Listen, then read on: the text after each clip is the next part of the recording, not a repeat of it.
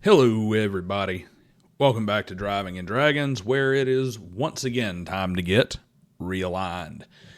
I'm Daniel, and today we are talking about neutral evil, sometimes called true evil or pure evil.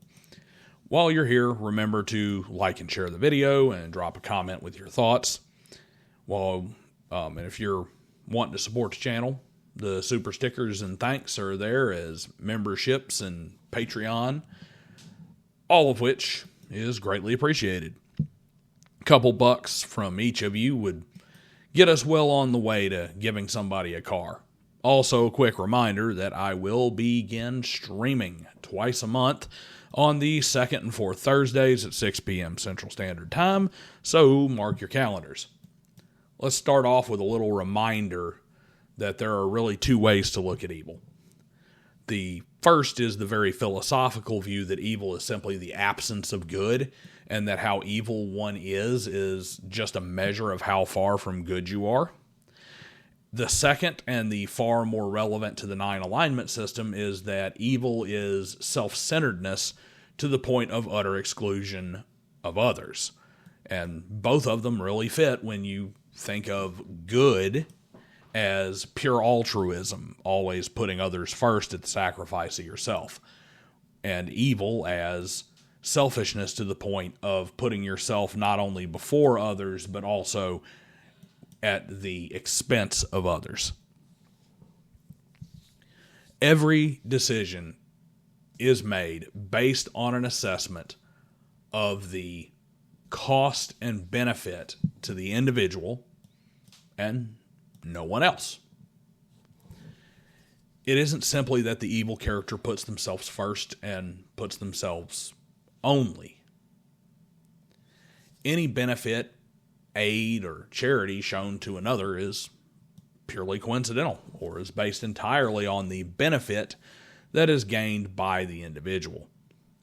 I'll give you an example. 2 men give a large sum to a charitable cause. Doesn't matter the cause, assume it's the same one. The first gives because he wishes only to help others. He doesn't forgo any benefits, but that was never his aim. That man is good, or at least is doing good. The second man does so purely to associate himself with a well-known organization that offers him business contacts, and first ensures that everything he does can be counted twice for tax write-offs. This man is evil, or at least his charity is a product of evil. Why? Because the good man, the good that this evil man did was purely a byproduct of his selfishness. If he could achieve the results another way at a lower cost, he would without a second thought. This is an example of an evil character performing a good act in the objective alignment system of Dungeons and Dragons. When it comes to neutral evil, what you have is an individual that always favors the self and is more than willing to risk a system that may benefit him in order to achieve his goals, but not to the extent of being short-sighted. I'll use an example that was in my Lawful Evil video of a villain who wishes to take over another man's store. The lawful evil character will use laws, social codes, traditions to try and take over. Maybe it's zoning laws or manipulating other traditions to force that owner out, or even hiring criminals to target him in order to force a very low sale price. Chaotic evil would likely just show up to the store and demand the keys in exchange for the shopkeep's life. Kill him in his sleep. Or, take his daughter as a hostage and demand the deed as ransom. So what would neutral evil do? Well, the real answer is it depends. A lawful evil is going to look for the most advantageous solution long term, using the system to get the most unobjectionable outcome. Chaotic evil is looking for the most immediate and direct route, generally only considering future consequences insofar as avoiding them. After all, once he releases or kills the kidnapped daughter and his leverage is gone, he'll have to deal with the shopkeep all over again, but hey, he got the store for right now. Neutral evil is going to try and find the minimal effort overall that achieves the goal, even if it's not the perfect solution. Sure, going through all those hoops to get the shop owner declared a witch so you can have him executed and then have your corrupt friend on the council award you his shop is a very complete and tidy solution. But there's a lot of things that can go wrong, and hell, why not just put a knife to his throat and a pen in his hand and tell him to sign the deed? And if he thinks that he'll get cute afterwards, that knife is always sharp. Or maybe he'll go to the chaotic evil kidnapping route and ensure the daughter develops a crippling drug addiction. So the shopkeep has to think about that drug supply getting cut off if he decides he wants to get stupid. The basic gist is that if chaotic evil is the most pure and lawful evil is the most enduring, neutral evil is the most dangerous form of evil.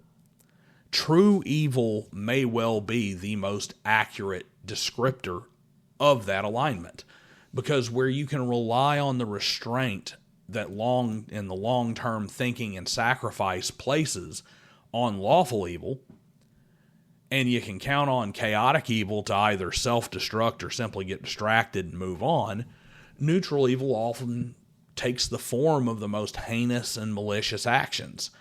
Neutral evil cares only about itself and has all the wanton disregard of chaotic evil without the often self-defeating short-sightedness.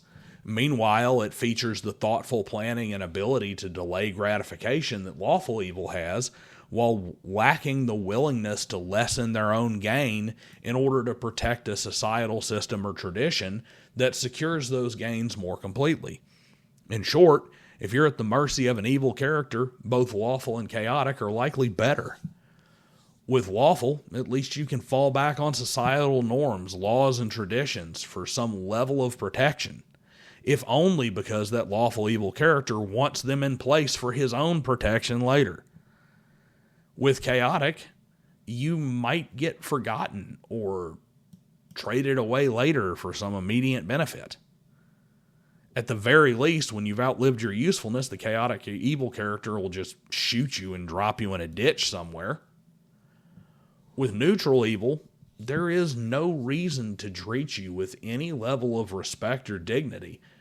And why simply eliminate you when there may be a more useful end for you? Maybe torture you to the point of Stockholm Syndrome. Neutral evil is selfishness, narcissism, and identitarianism taken to their extreme conclusions. It is the ultimate end of absolute individualism, where you only care about yourself and yourself as a microcosm. While all evil alignments are just that, evil alignments, it is neutral evil that is most evil as it is evil without any modifier. So what do you think? We only have 3 more to go, folks. The world of neutrality, where ethics are all that matter, or don't matter. I do have a bit of a spoiler, and a teaser, though. We really have 5 more alignments to cover. Leave your guesses in the comments below about what the 5 remaining alignments are, and then rage out about how there are 11 alignments in my 9 alignment system here. And I'll see you guys next time.